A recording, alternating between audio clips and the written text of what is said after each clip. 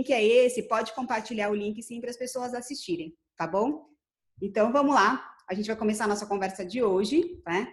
Bom, no mês passado a gente realizou uma campanha divulgando uma série de benefícios relacionados à leitura de livros literários na infância e na vida adulta.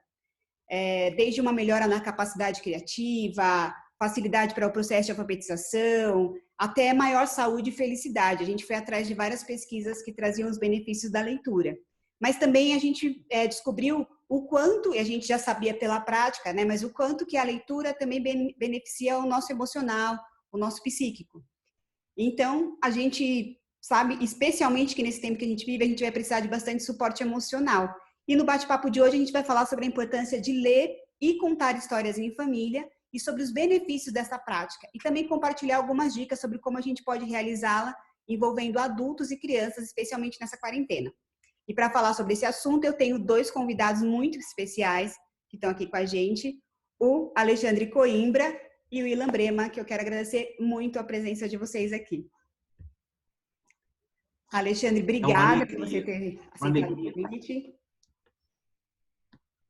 Obrigado, viu? Eu sou seu fã, Denise, eu sou fã da Taba. Eu sou, olha, dos três aqui hoje, eu sou fã, tá certo? Eu sou fã do seu trabalho, sou fã dos livros do Ilan, então eu vou ficar de cheerleader aqui, fazendo a barra para o trabalho de vocês. Obrigada, viu, Alexandrila? Muito obrigada também. Eu que agradeço esse trabalho incrível que vocês fazem e super importante nesse momento.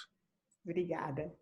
E para quem está nos assistindo, gente, a gente está gravando essa conversa, então ela vai ficar salva, a gente vai deixar disponível depois. Então, se vocês souberem de alguém que não teve tempo de entrar, se perdeu aí nessa coisa da forma como a gente queria fazer, que era ao vivo, eu estava me gabando antes dessa transmissão, que eu tinha ensinado outras pessoas como fazer a transmissão ao vivo usando esse recurso. Que tinha dado certo, mas hoje não deu. Tudo bem, mas vai dar certo a nossa conversa. Eu vou apresentar os nossos convidados para vocês, para quem não conhece, saber um pouco mais sobre eles. O Alexandre Coimbra é terapeuta familiar de casais e de grupos, trabalha com homens em um grupo terapêutico pela desconstrução do machismo e pela liberdade de expressão, e é psicólogo do programa Encontro com Fátima Bernardes, da Rede Globo. O Ilan. Também estou de cameraman aqui, viu? São duas funções. O Ilan nasceu em Israel, mas é brasileiro por opção. Ele é um autor exclusivo da Moderna, é o mais recente dos autores exclusivos da Editora Moderna. Psicólogo com mestrado e doutorado em educação, autor de mais de 70 obras. O Ilan já vendeu mais de 3 milhões de livros no Brasil e no mundo, tendo recebido importantes prêmios e reconhecimentos. Então, obrigada pela presença de vocês dois. Até o Ilan me perguntou por que a gente não tinha feito no Instagram, né? E eu falei que no Instagram não dava para fazer com 3 pessoas. E quando a gente fez o convite, a gente não imaginava que a gente ia conseguir os dois, né? Então, foi um problema bom da gente resolver ter vocês dois na conversa.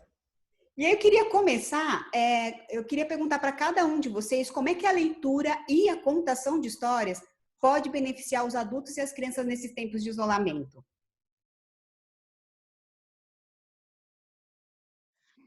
Bom, a gente pode partir de alguns pressupostos para falar sobre a importância da leitura e dos contos nesse momento. Os pressupostos são os seguintes: o estresse, né? Ele modula a nossa resistência. O que quer dizer isso, né? O Alexandre deve trabalhar bastante também com esse tema. Pessoas deprimidas, pessoas muito deprimidas, muito tristes, além de milhões de consequências, uma das consequências é você ter uma imunidade menor. Não é à toa que pessoas com depressão são mais fáceis, elas conseguem, infelizmente, tem mais possibilidade de ter doenças oportunistas. Quando você vai fazer uma cirurgia do coração muito forte, intensa, importante, sempre tem psicólogos do lado. E esses psicólogos, eu tenho amigos psicólogos hospitalares, né, que dizem que ele só vai para a mesa de cirurgia, um cara que vai operar do coração, se ele estiver minimamente bem de cabeça. Porque se estiver muito deprimido, isso pode, né, dar consequências na hora da cirurgia. Ou seja, a tristeza profunda, a depressão, tem a ver com o nosso sistema imunológico. Portanto, ao contrário também, a gente pode falar que é uma verdade. Pessoas que têm um equilíbrio, maior equilíbrio mental, estão mais equilibradas na parte emocional, o sistema imunológico também está mais equilibrado, no geral, do que se estivesse triste. As crianças, elas também ficam tristes, também ficam deprimidas. E uma das formas de deixar as crianças mais equilibradas mentalmente, isso é uma certeza que a gente tem há milênios, é contando e lendo histórias para ela. As histórias, elas modulam esse estresse que ela vive. Por quê? Porque as histórias falam de como funciona a natureza humana, de como funciona a própria mente infantil. Ela comunica para a criança um mapa. Ela dá um mapa mental de emoções, né? Como eu funciono por dentro.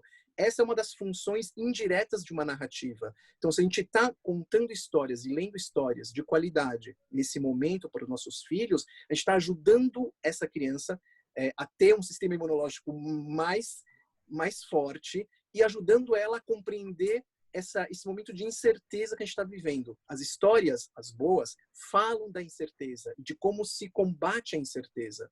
Então, mais do que nunca, pais, professores, ler e contar histórias é fundamental. Olha. E você, Alexandre, na tua experiência? Bom, eu quero falar do lugar de terapeuta de família, né?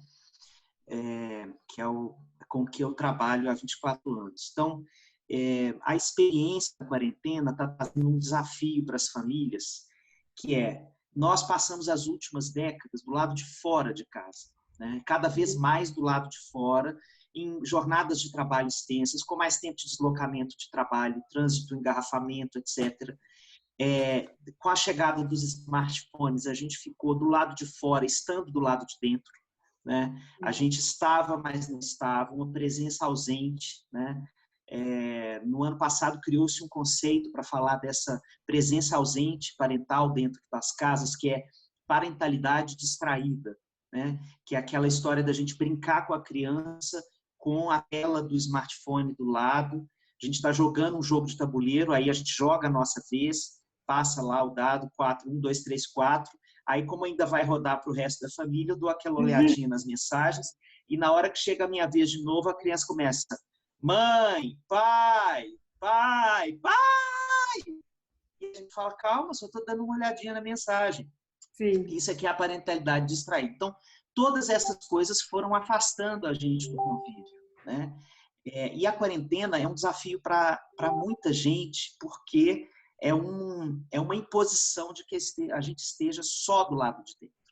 Sim. Tem muita gente que nem se lembra dessa experiência, do que é estar dentro de casa, né? Com essa frequência que a quarentena está ofertando para a gente.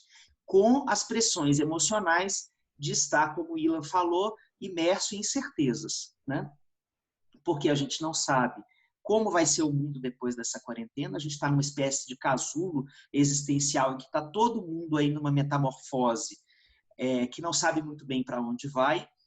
E a história infantil, né? Contar histórias, não acho que é só para as crianças, né?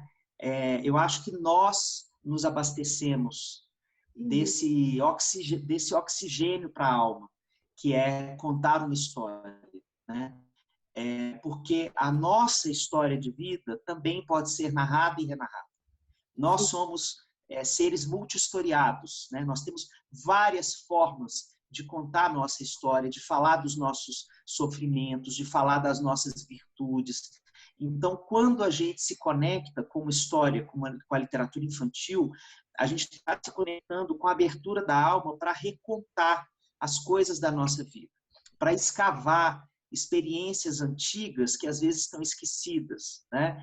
Para a gente lembrar como é que é a beleza da gente se refugiar em momentos de tanto estresse e insegurança, na beleza da fantasia, né? Na beleza da ficção. Porque isso é uma experiência que renova a nossa esperança, né? Toda história, quando a gente lê para uma criança e ela dorme, né, depois de ler aquela história, tem uma mensagem aí silenciosa que grita para a gente, sobretudo nesse momento de quarentena, né? Esta história e, sobretudo, esse momento de conexão e de encontro entre nós pacificou a alma do meu filho, da minha filha, fez com que ela pudesse conciliar o sono de uma forma mais bela, e está aqui, ó, roncando nos meus braços. Né? Isso, nesse momento que a gente está vivendo, isso tem um poder impressionante, porque nós, muitas vezes, estamos nos sentindo impotentes para entregar para as nossas crianças o que elas estão pedindo. Porque muitas crianças estão mais demandantes, porque estão mais inseguras, sem entender o que está acontecendo, por que não tem escola, por que eu não posso ver os meus amigos, por que eles não podem me visitar, né? Então, quando a gente tem esse apoio da história infantil, né, da literatura infantil, dos livros do Ilan, por exemplo, né, quando a gente tem esse apoio para poder fazer essa mediação entre o nosso medo e o medo da criança, isso é uma alegria para todo mundo. Que lindo. E sabe, Alexandre e Ilan, vocês trouxeram aqui algumas questões em relação ao quanto a gente pode também, como adulto, se beneficiar dessa prática, né? E o quanto isso faz bem para a gente. E o Ilan trouxe aí também uma outra visão em relação à questão da saúde, né? Do quanto as histórias possibilitam que a gente se mantenha mais saudável. A gente está fazendo a leitura de um capítulo por dia do livro Matilda, e vocês dois, inclusive, leram, né? A gente está fazendo ao vivo no Instagram da Taba. E eu confesso para vocês que quando a gente começou a ideia de fazer isso, eu não tinha pensado no quanto o quanto isso beneficia a gente também, né? A gente adulto. Porque quando eu acabei de ler o primeiro capítulo, eu estava mais calma. Eu estava assim, sabe, tipo, ai, gente, que bom que a Matilda está aqui comigo, né? Que bom que eu tenho o Rodal para me dar um pouco de respiro na loucura do mundo. Então, o quanto também isso é benéfico, porque é comum para os adultos ouvirem falar e ler para o seu filho, porque vai ser bom para ele, as crianças precisam das histórias, mas o quanto a gente também precisa das histórias, né? E agora, pensando no que você trouxe, Alexandre, na sua fala, e no que o Ilan disse, a gente sabe que teve uma mudança na rotina de muitas famílias, né? E especialmente para as mulheres, eu estou me colocando aqui como parte desse...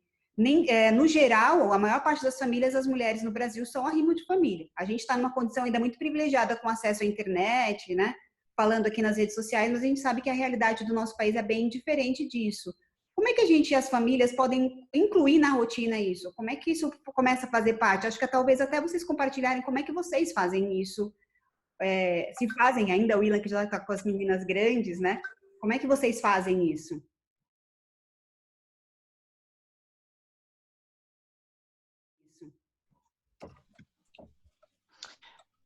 Posso falar, Ilan?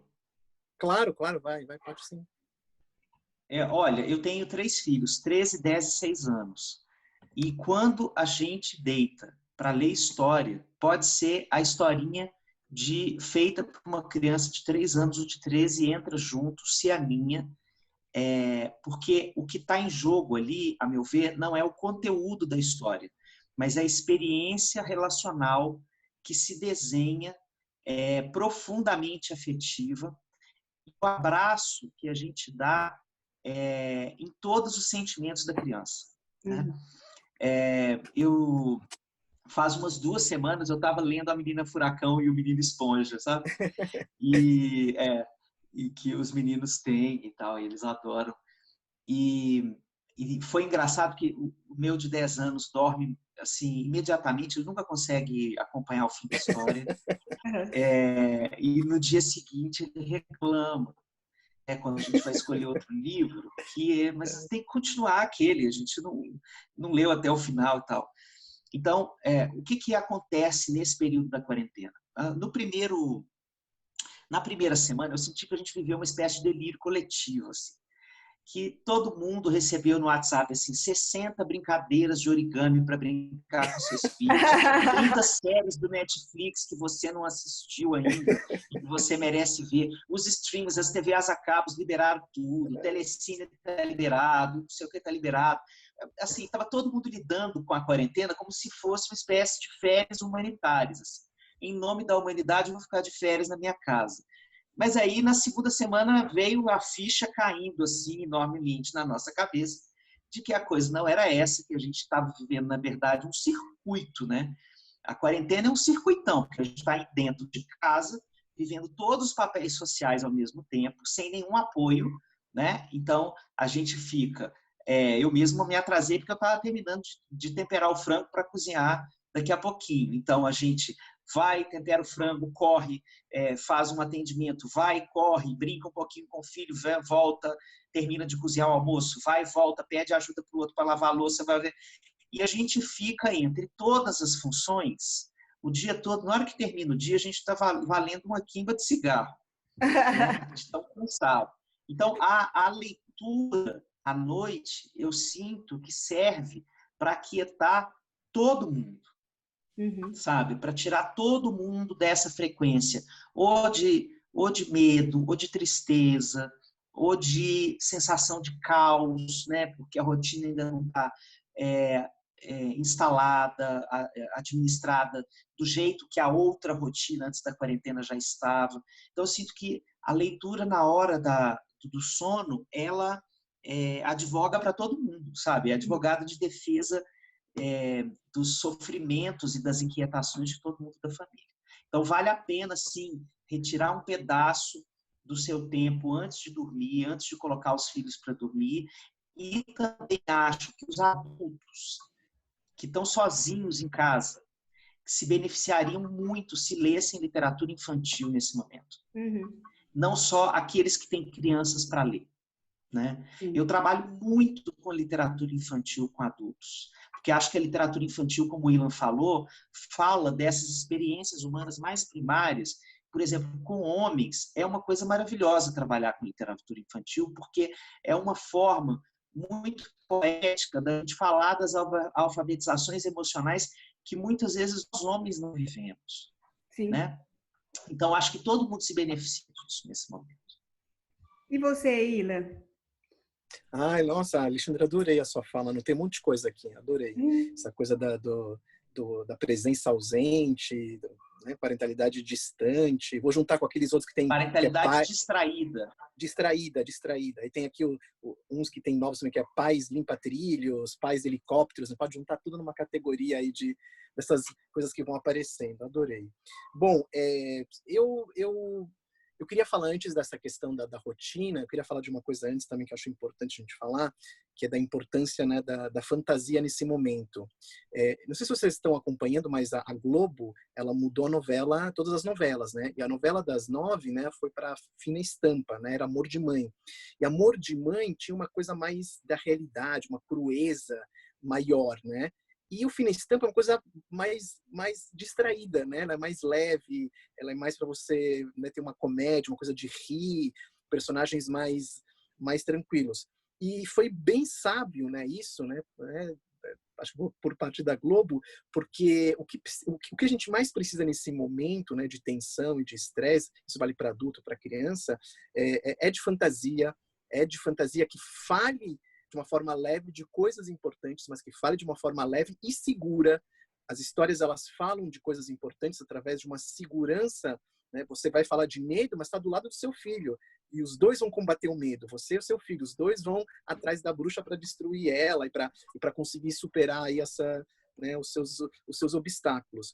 E é interessante, eu lembrei de um projeto chamado Sherazade 2000, projeto muito antigo, que eram pessoas que contavam histórias para crianças em situação de risco, em todo canto que é do mundo, refugiados, enfim.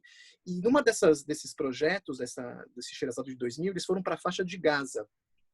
E repararam lá na faixa de Gaza, a biblioteca que eles tinham montado, que as crianças não tiravam livros da biblioteca que falassem da realidade dela. Porque elas já viviam a realidade já era dura. Precisava falar de novo da realidade. O que mais fazia sucesso na biblioteca, lá na faixa de Gaza, na época, bem tensa que existia lá, né, era histórias ligadas à fantasia, contos de fada. O que eles mais retiravam eram contos de fada. Mas por quê? Por que uma coisa tão distante do mundo dela? Porque não é distante.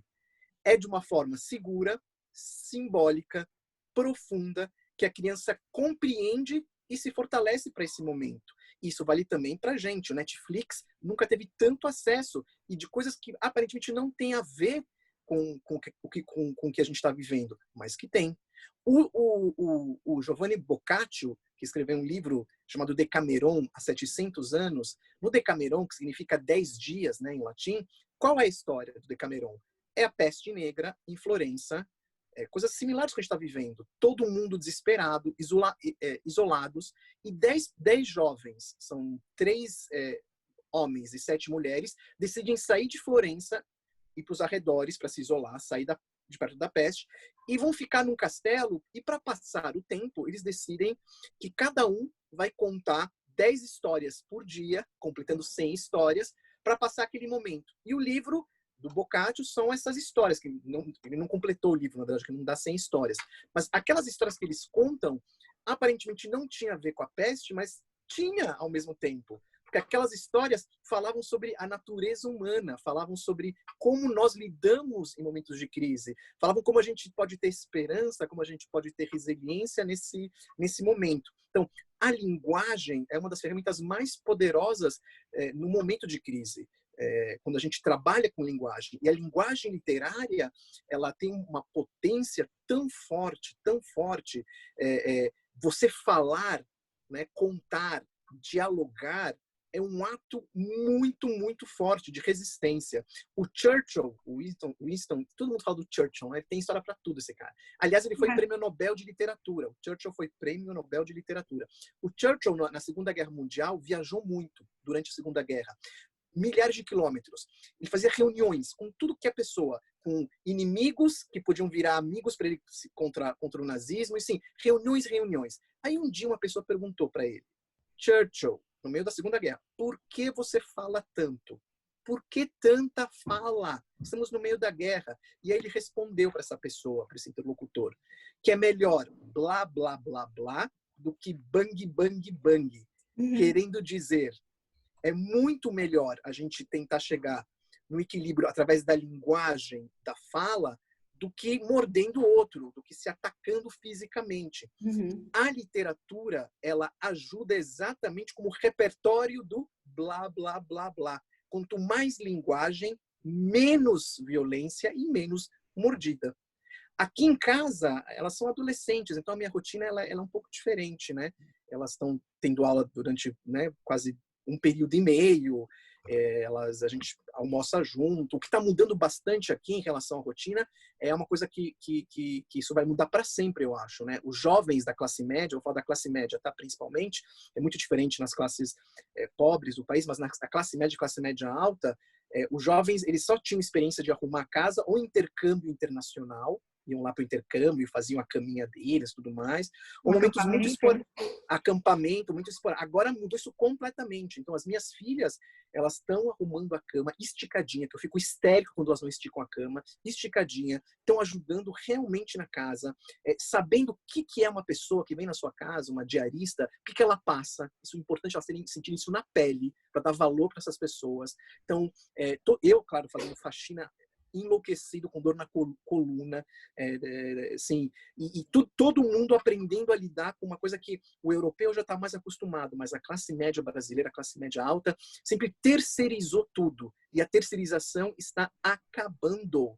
Está acabando, a gente vai sair diferente disso, a gente tem que lidar com as nossas próprias coisas. Em relação à literatura, as minhas filhas estão lendo sozinhas, são grandes já, elas vão se virando e tem internet e tudo mais. Eu acho bem bacana a questão que o Alexandre colocou com os pequenininhos, né? Encontrar esse caminho com os pequenos. Não tem desculpa de não ter tempo para parar o que está fazendo para compartilhar uma história.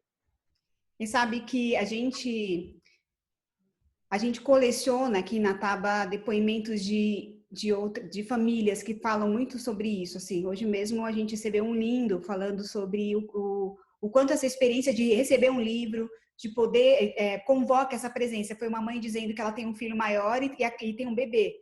E que, lógico, quando você tem 2 filhos e um é muito pequeno, ela falou, olha, quando chega o livro, parece que ele me traz assim, você precisa ler. Ela falou, me põe isso na agenda, porque na loucura do dia a dia, eu não consigo fazer isso, né? Agora, pensando, eu queria tomar a gente aqui na Taba, a gente acredita muito no poder das palavras, né? Eu gosto, quem já me ouviu falar, vai ouvir falar de novo sobre isso, mas eu gosto da metáfora da autora do do Harry Potter, né? Que nos primeiros livros ninguém fala o nome do Voldemort. É aquele que você sabe quem, etc.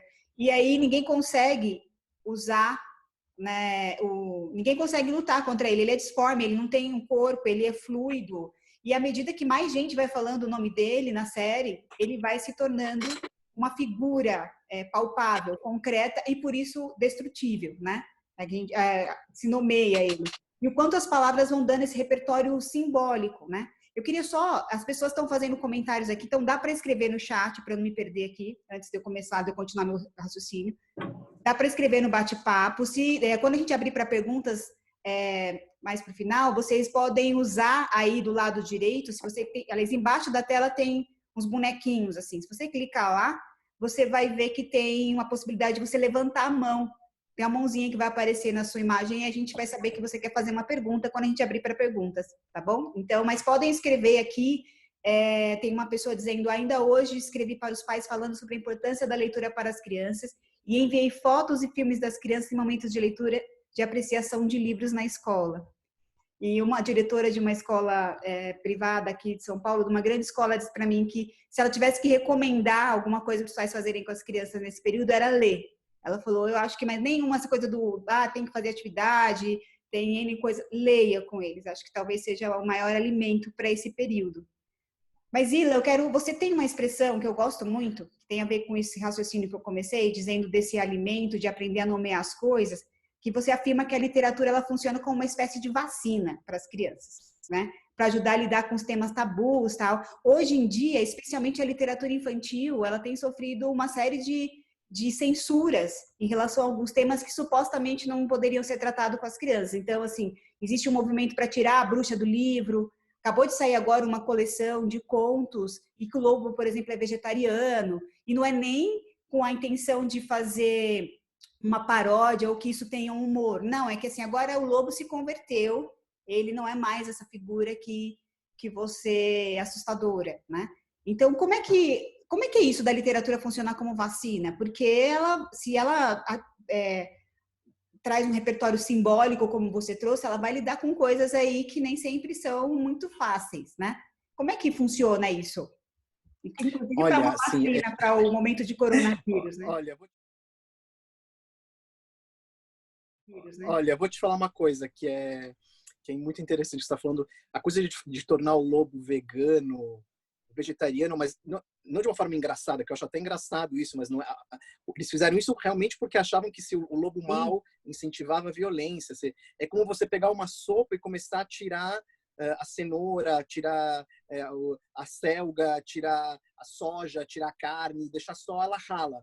Um conto de fadas, um Chapeuzinho Vermelho sem lobo mau é uma sopa rala. Não é nada para criança. É uma afirmação que não é um nada. Diferente de histórias da Chapeuzinho Vermelho engraçadas, como tem um da Companhia das Letrinhas, que o lobo tá preso. Não é isso que eu tô falando, mas com essa intenção, né, de suavizar. Essa expressão que eu cunhei, né, de vacina literária, eu faço uma analogia muito com a vida real, assim, da criança, quando aqueles pais pais muito neuróticos com limpeza, né, que limpam muito a criança e a tamanha limpeza que a criança vira alérgica, porque ela não ganha anticorpos, a famosa vitamina S. Claro que não é para pegar a criança e jogar ela no lixão, mas a vitamina S é uma coisa importante, ela vai criando resistência, vai criando anticorpos em relação aos germes, a tudo. Assim funciona a vida. Quando você deixa ela higienizada demais da conta, um ambiente muito... A água mais pura do mundo, que é uma água usada por supercomputadores lá na Califórnia, essa água que é filtrada mais de, não sei, milhares de vezes para ser usada por algum motivo, se uma gotinha de água, que é a água mais pura do mundo, cair na sua boca, você morre. Você morre, né? E tem uma explicação por isso, de tanta limpeza, tanto não sei o que lá. Dizer, limpeza extrema neurótica acaba sendo uma própria doença. Para o mundo das histórias tem uma correlação. Se você limpa as histórias, tira os componentes principais, você está deixando a criança sem anticorpos, que é um termo uma coisa que eu cunhei, né? Um termo sem anticorpos simbólicos, né? Os anticorpos simbólicos para ela se preparar para as coisas que vão acontecer na vida dela. O que é uma vacina? As pessoas agora estão procurando uma vacina para o coronavírus. Como estão procurando essa vacina? Através do próprio vírus. desativado, ou DNA, RNA do próprio vírus. Eles estão usando o próprio veneno, um pedacinho pequeno, para tentar encontrar a cura. Essa é a base de uma vacina.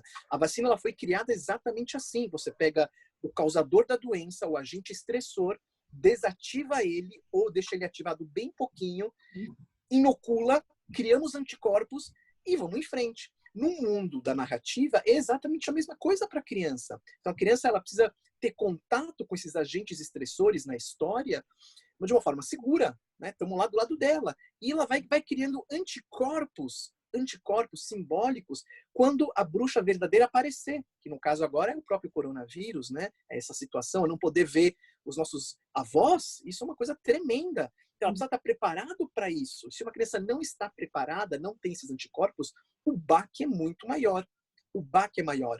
Então, eu sou realmente, assim, frontalmente contra essa higienização das histórias, né? Essa forma de lidar com a criança como ela fosse um ser raso, simples, sem complexidade. Acho que isso não faz bem para a criança e nem para o adulto, que isso reverte. Eu tenho reparado nesses anos todos, em pesquisas informais que eu faço, depois tem coisas escritas também a respeito, mas em campo, né, de quanto mais a gente tem limpado as histórias, sabe, quanto mais limpeza, mais coisas ao contrário acontecem. Então, nunca tivemos crianças tão disciplinadas, tão sem limite, tão angustiadas e, principalmente, tomando tanto remédio. Então, limpamos histórias, simplificamos, tiramos bruxas, e o que a gente queria, o que aconteceu? Ao contrário. É óbvio, né? Para mim, professor, é óbvio. Nunca tivemos tantas crianças tomando remédio no campo psiquiátrico, no campo das emoções. O Brasil é campeão recordista. Tem a ver uma das questões, é uma questão mais ampla e complexa, mas uma das questões é essa, porque a gente não está dando essa vacina para ela, que eu chamo de vacina literária, né? A literatura, a linguagem, isso vale também para a música, vale para a arte em geral, para ela se preparar para esse momento que a gente está vivendo. Alexandre, e você? O que você pensa a esse respeito? Nossa, eu estou aqui tão inebriado pela fala do Ilan. Eu concordo, eu não posso concordar mais com você, Ilan, porque na hora que a gente tem crianças, né, eu fiz recentemente um trabalho com uma escola de 4.000 alunos lá em Brasília. Passei um dia conversando com professores sobre ser uma figura de referência emocional para os estudantes, né? E uma professora de educação infantil me conta que 40% das crianças da sala dela estavam tomando medicação psiquiátrica na educação infantil. Minha gente, na hora que a gente tem um tipo de índice desse, é para parar o planeta mesmo. Isso, para mim, é pior que coronavírus. É para parar, fazer Ctrl Alt Del e falar assim, gente, deu ruim, vamos começar de novo? Porque isso aqui não é uma coisa possível, né? Então, eu acho que essa questão, isso é parte das ignorâncias do nosso tempo, sabe? A gente, infelizmente, está vivendo uma época em que as instituições estão sendo questionadas, as instituições que, inclusive, dão contorno para a nossa vida, né? Então, do mesmo jeito que a pessoa prefere escutar o tiozão do Zap a escutar os pronunciamentos da Organização Mundial de Saúde sobre como se prevenir contra o coronavírus, as pessoas acham que suprimir essa parte dita negativa, dita traumática, dita imprópria dos conteúdos dos clássicos, inclusive infantis, é uma medida protetora para o desenvolvimento infantil, né?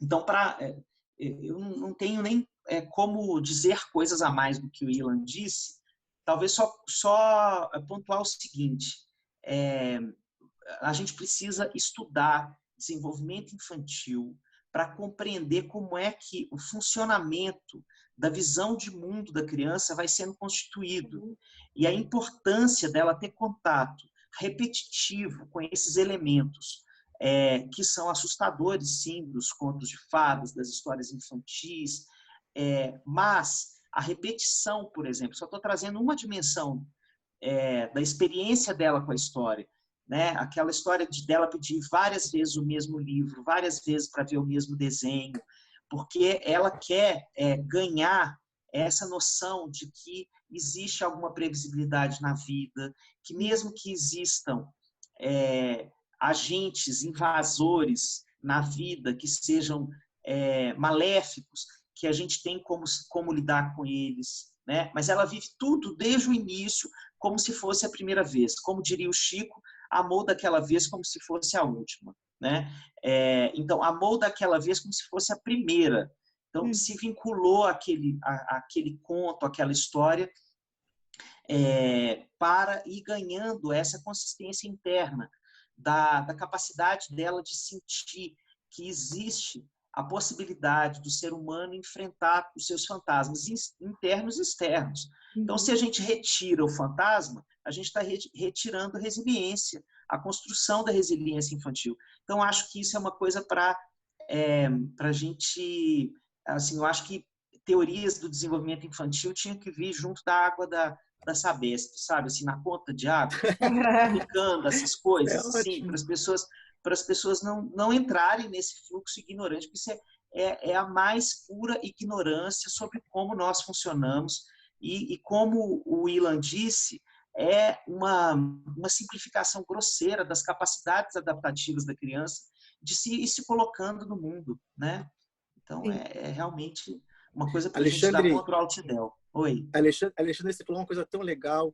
A gente está bem sintonizado mesmo. Muito bacana, muito bacana. Você falou de uma palavra que eu uso bastante também quando eu falo de literatura, e teve com o Harry Potter também, que é a questão do fantasma. O que é o fantasma? Sim. O fantasma é o não falado. O fantasma ele desaparece quando a gente acende a luz. Você quer acabar com o medo? E eu digo que a luz, para acabar com o fantasma, é a linguagem, é a literatura, é a ficção, é a arte. Como a gente acaba com os nossos fantasmas? Ligando uma lanterna na cara dele. O fantasma não aparece de manhã do nosso lado na praia ou na Praça da Sé. O fantasma aparece à noite. Por que à noite? Porque ele projeta os nossos medos. O fantasma é a projeção dos nossos medos.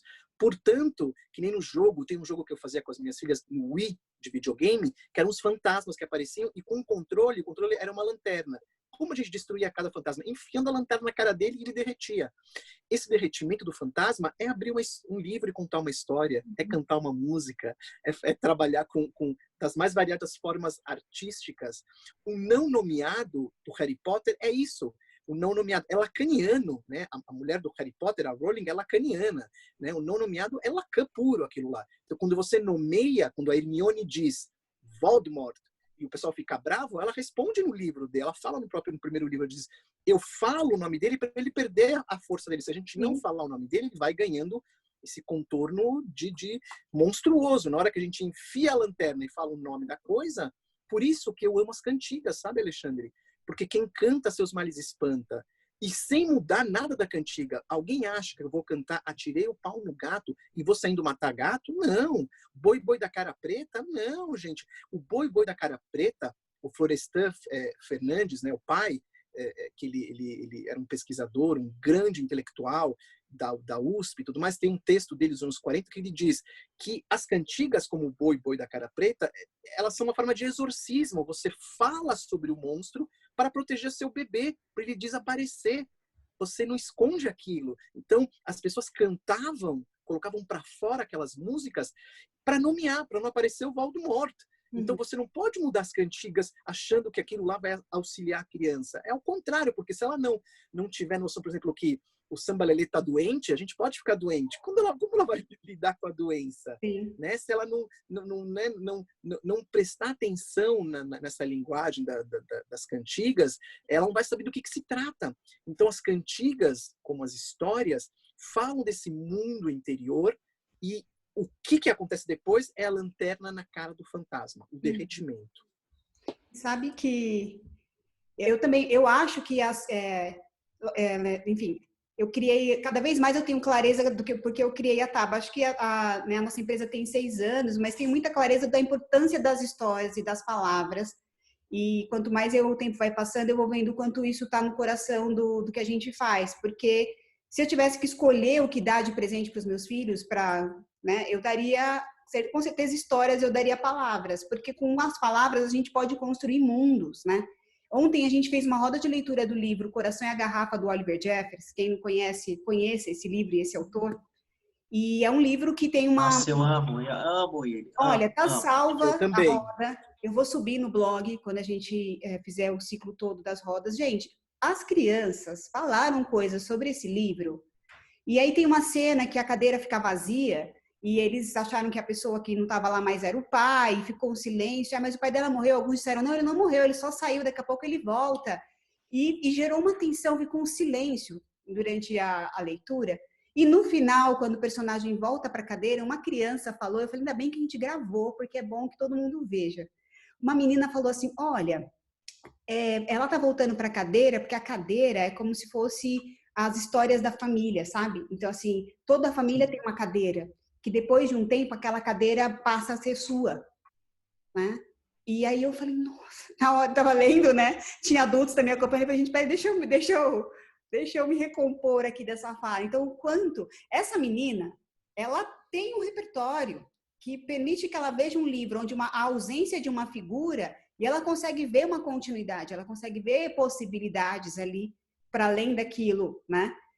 Que foi um momento super bonito. Agora, existem situações também em que a leitura de um livro mobiliza questões que estão lá para aflorar. Eu queria ouvir um pouco de vocês, porque isso é muito comum também nas escolas, quando um livro traz algum assunto que desperta medo e fantasia nas crianças. Então, é comum que às vezes as famílias, os professores digam, olha, eu não vou ler esse livro porque, né, eu acho que vai dar problema, ou as famílias não vão gostar, ou, nossa, ele é assustador. Tem uma atividade que eu faço sempre em formação com os professores, que eu levo vários livros e peço para eles escolherem alguns que eles leriam com certeza para as crianças e outros que eles não leriam de jeito nenhum. No geral, os que eles não leriam são os que têm a capa escura, os que têm as ilustrações sombrias, ou que tem algum assunto, o personagem morre, ou ainda que tem algum monstro assustador. Então, é melhor eu não ler esse, porque vai gerar algum problema. Então, eu queria trazer essa pergunta para vocês. O livro pode, sim, gerar um trauma? A criança pode ficar muito assustada com uma história. O que você faz depois que isso acontece, né? Como é que as famílias podem lidar com isso? Como é que o educador pode lidar com essa situação?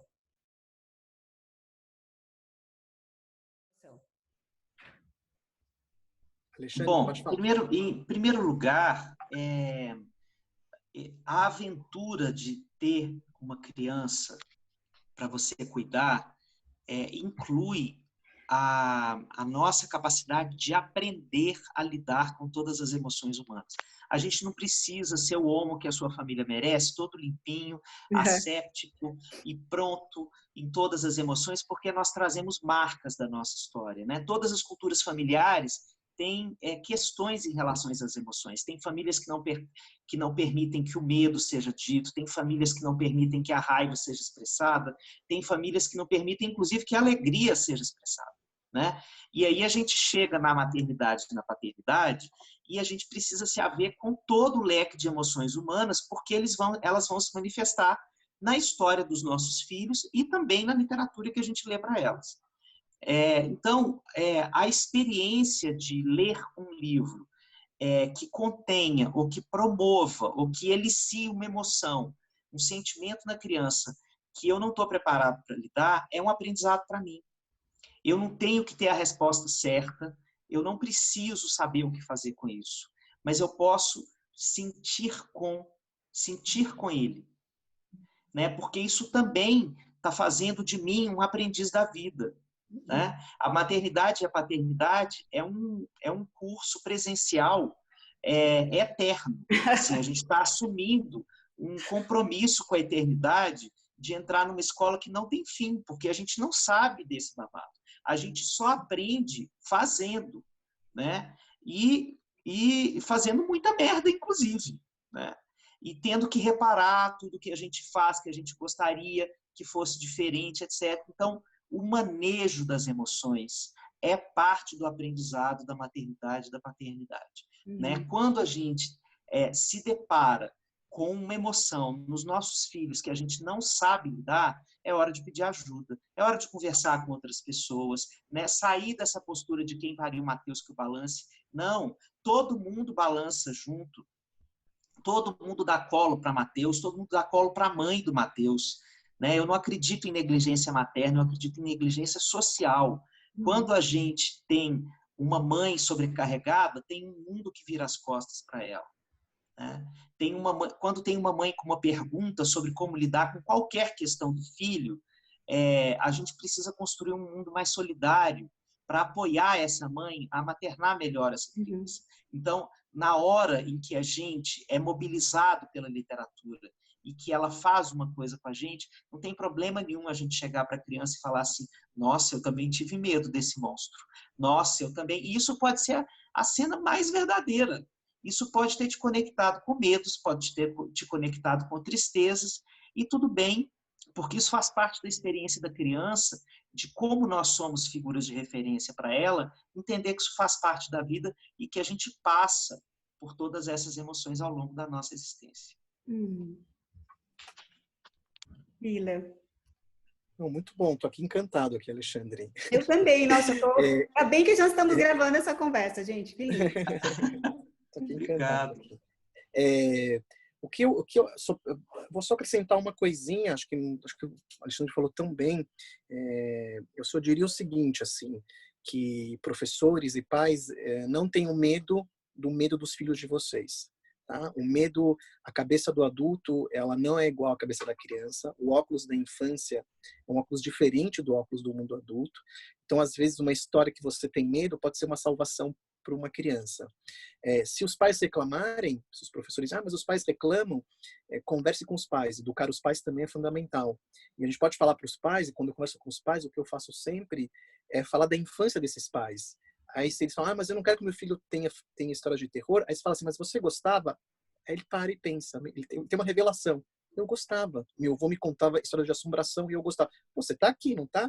Saudável, cresceu, forte, tá com filho. Então, você remeter à própria infância dos pais para mostrar o que eles gostavam como histórias é uma boa ferramenta de auxílio nesse momento. Não, eu não quero que fale sobre bruxa. Aí a mãe falando, mas eu gostava quando eu era criança. Tá vendo? Foi muito traumático? Não, não foi.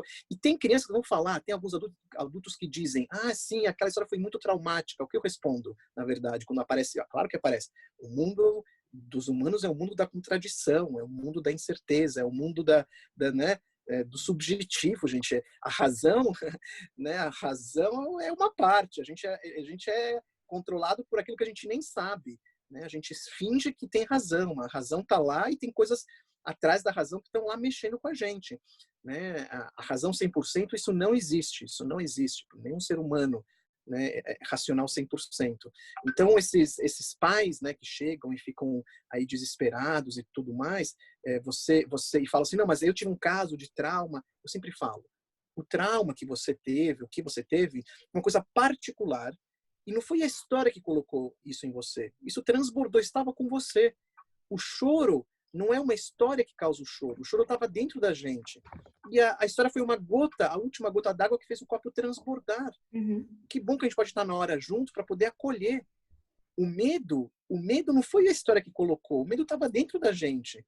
Então a gente pode fazer esse diálogo com esses adultos, mostrando para eles que quando aparecer uma criança, que sempre aparece uma criança que tem muito medo do lobo, é uma, duas, de 30, alguma coisa está acontecendo lá e vamos ajudar ela. Não vamos negar isso para ela e tirar dela isso e de todas as outras crianças. Vamos fortalecer ela para ela destruir o lobo que está incomodando ela, que é bem importante. Eu sempre faço uma pergunta para educadores em palestras que eu dou, para falar sobre isso, para ver como que a gente às vezes não lembra como é a nossa infância. Fala assim, quem de vocês, quando era criança, matou formiguinha?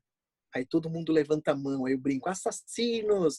Quem aqui colocou sal em lesma para derreter, essas coisas todas? Aí as pessoas começam a rir, levantar a mão mais tímida, falam, nossa, virou educador fazendo isso. E eu não estou dizendo para vocês... eu não estou dizendo para vocês colocarem sal... Eu amei essa. Eu não estou dizendo para vocês colocarem sal em lesmas e sapos e nem para matar formiga. Eu estou dizendo que isso está dentro da gente. Se vocês fizeram isso, as crianças do mundo contemporâneo também têm vontade de fazer isso. Mas em vez de fazer isso, vamos usar uma válvula de escape metafórica para transformar essa vontade de machucar o outro que existe, esse sadismo, essa vontade de explorar de uma forma mórbida alguns bichos que existem nas pessoas, vamos transformar isso uma coisa bacana através de histórias que falem sobre isso. Isso que é importante, que falem sobre isso. Então a gente tem que usar essa válvula metafórica metafórica, que eu chamo, essa válvula de escape metafórica, para transformar essa vontade de matar formiga em outra coisa, mas falando sobre a própria vontade.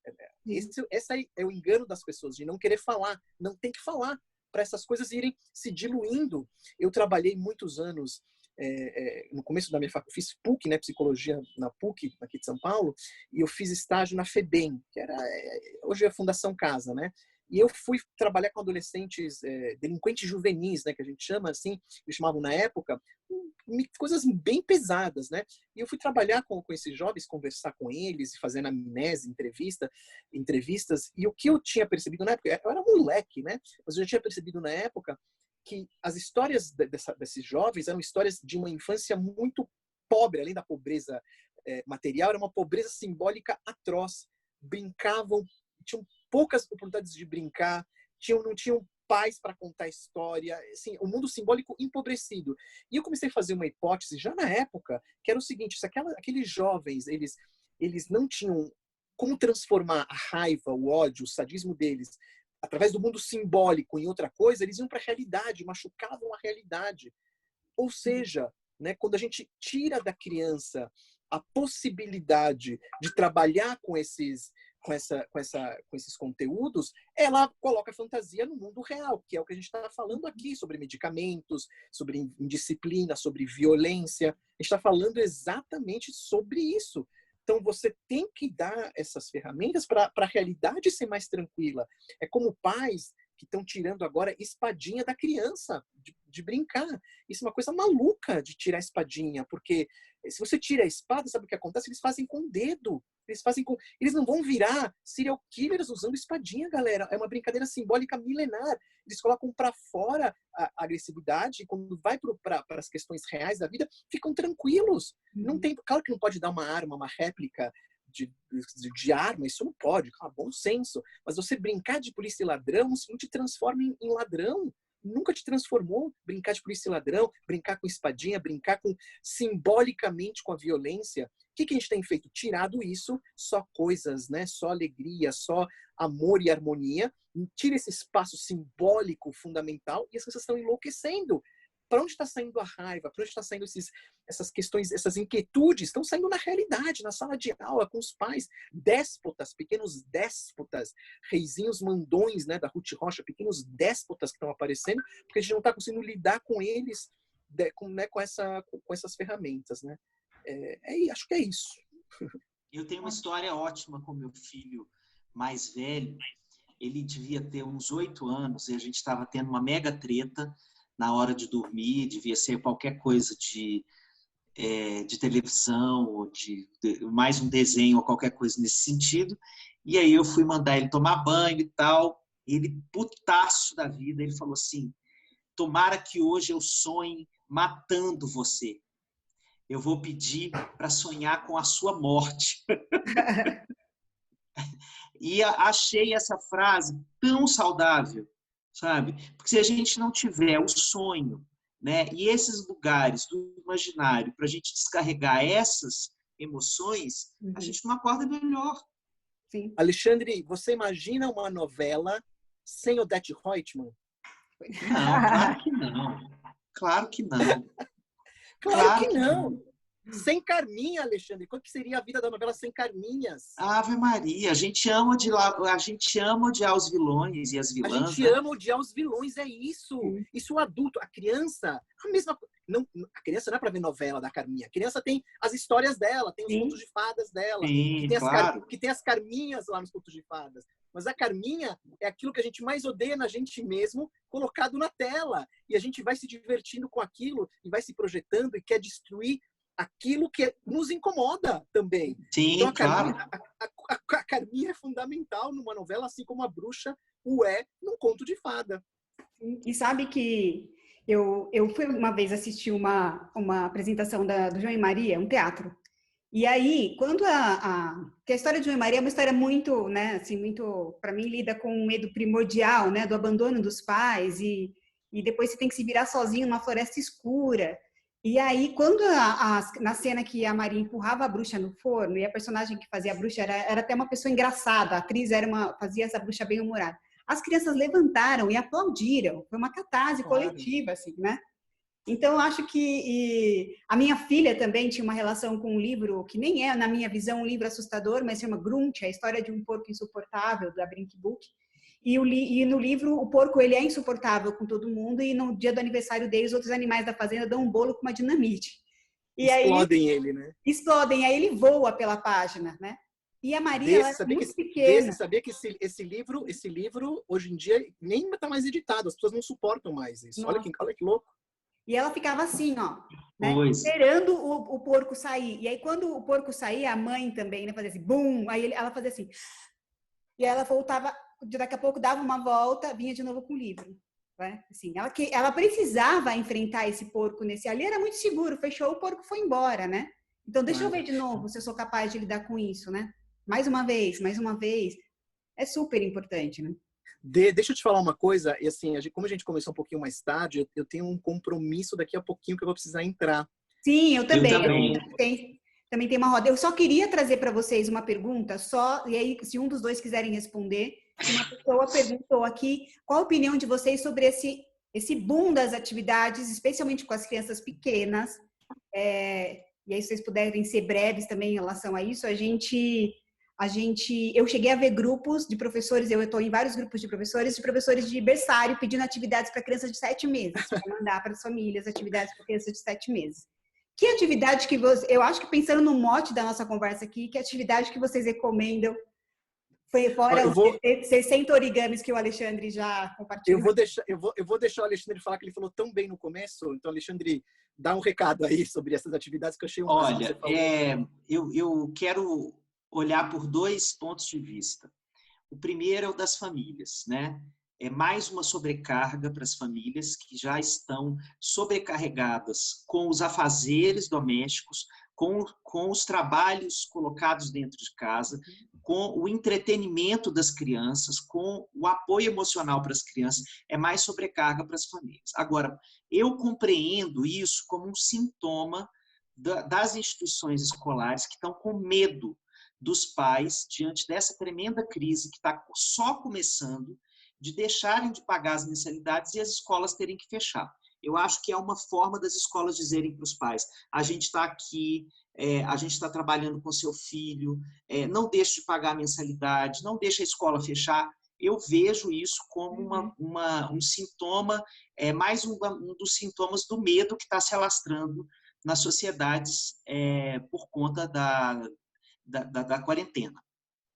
Então, eu acho que é importante conversar com a escola e a saída para um trauma coletivo, gente, a gente só tem saídas se a gente coletivizar as experiências, as sensações, os medos, as tristezas, as raivas e as tomadas de decisão. Então, para uma vida que andou tão individualista, do tipo, eu jogo meu filho na escola, pego ele lá às 6 horas da tarde, por favor, me prepare ele para a USP, esse modo de funcionamento ele vai ter que ser repensado. Nesse momento, é hora de pegar aquele grupo de WhatsApp da escola, que às vezes fica falando só groselha, para começar a discutir essa história e fazer uma experiência propositiva para a escola e construir diálogo com a escola e poder conversar sobre esses medos das duas partes. As mães estão com o seguinte medo: eu não sei ser educadora formal, eu não sei apoiar o meu filho desse jeito, eu não sei nem usar essas ferramentas, negócio de Zoom, Google Escolar, né? Eu não estou sabendo nem usar o WhatsApp direito, eu estou com o meu sistema nervoso, assim, eu tô imersa num caos emocional, né? Eu não dou conta de ter mais essa função. E a escola provavelmente está falando para as mães assim, eu estou com medo de fechar, eu estou com medo de falir, eu estou com medo de vocês deixarem de pagar. Então, acho que é uma hora de construir um diálogo honesto, sincero, sabe? Em que a gente possa falar das nossas emoções, dos nossos medos e construir saídas coletivas para isso. Sem isso, eu acho que a gente não sai dessa história crescido. Sim. Sabe? E acho que, parafraseando a proposição de 2 grandes educadoras que eu admiro muito, tanto a Débora Vaz, que é diretora do Colégio Santa Cruz aqui em São Paulo, a Piti, que é coordenadora de inovação do Colégio Magno, se a gente tiver alguma lição para fazer com as crianças, algum conteúdo escolar que a gente possa fazer, leiam literatura. Assim, além dos benefícios que a gente já falou aqui para, né, o mundo simbólico, as crianças terão aprendido muito sobre a vida, sobre as relações humanas e terão vivido experiência de contato afetivo com as famílias, que eu acho que é fundamental a gente criar essa rede de suporte juntos. Eu quero muito agradecer vocês que ficaram com a gente. Quero me desculpar de novo pela questão tecnológica, mas o Zoom, o Facebook, Instagram e o WhatsApp estão bombando, né? Meu irmão colocou outro dia uma frase dizendo que ele tem medo de abrir a geladeira e ter uma live acontecendo lá dentro, acontecendo toda hora. E é verdade. Mas, Ilan e Alexandre, muito obrigada pela sabedoria compartilhada, pela generosidade de terem aceitado o nosso convite. Obrigada mesmo. Quero agradecer quem assistiu a transmissão, pela audiência, que se manteve firme com a gente do começo ao fim. Obrigada. Dizer para vocês conhecerem mais sobre a Taba, ataba.com.br, se ainda não conhecem, blog.ataba.com.br. E juntos a gente vai fazer essa travessia da melhor maneira possível. Obrigada, viu? Obrigada mesmo, Ilan. Obrigado. Adorei conhecer o Alexandre, foi realmente um enorme prazer por essa oportunidade E quem quiser, eu estou fazendo as minhas lives também na geladeira também, quem quiser, é só entrar lá no meu Instagram. Abre a geladeira e já vou entrar em contato com o Alexandre para ver se a gente faz uma live junto aí no Instagram, Alexandre. Nossa, já está marcada. Eu vi que você fez uma com um amigo que a gente tem em comum, eu não sabia, Rossandro. Com o Rossandro, foi bem legal a live que eu fiz. Pois é, Rossandro é meu amigo. Eu e o Rossandro vamos fazer uma live na quinta-feira, eu acho que na semana que vem. Legal, legal. Então, obrigado, um grande abraço aí para o Alexandre, dei para todo mundo. Obrigada, viu? Obrigada, Alexandre. Gente, obrigada. Obrigado. Eu acho a Taba uma iniciativa necessária, importante, urgente, que eu acho que merecia ser conhecida por empresas que podem ter impacto social e que podem, por exemplo, distribuir literatura infantil para os seus funcionários como forma de ajudá-los a lidar com as pressões simbólicas da vida. Te dar os parabéns pela curadoria maravilhosa. Os livros de vocês fazem um bem enorme para as famílias, né? Eu vivo isso aqui, estou falando em primeira pessoa, da possibilidade que a gente sempre tem de receber, assim, a gente abre o envelope sempre de olhos fechados, que a gente sabe que ali tem coisa boa, né? Obrigada. Ilan, você é um assombro de criatividade, de beleza, de possibilidade de diálogo. É muito bom estar com homens assim, né? Que consigam expressar a vida em várias das suas matizes emocionais. Então, muito obrigado. Foi uma conversa deliciosa para mim. Quem quiser acompanhar, eu tenho feito muito conteúdo para apoiar as famílias nos aspectos emocionais durante a quarentena. Pode entrar no meu Instagram, é Alexandre Coimbra Amaral. Todo dia eu estou lá publicando vídeo, fazendo live, etc., porque eu acho que o momento é da gente construir apoio solidário e comunitário. Obrigado. Obrigada mesmo. Obrigada a todos vocês. A gente, olha só, eu saio daqui agora para encontrar outras crianças na roda de leitura do livro Pinóquio, o livro das pequenas verdades. Gente, muito obrigada a todos vocês, viu? Beijo. Tchau. Tchau. Tchau.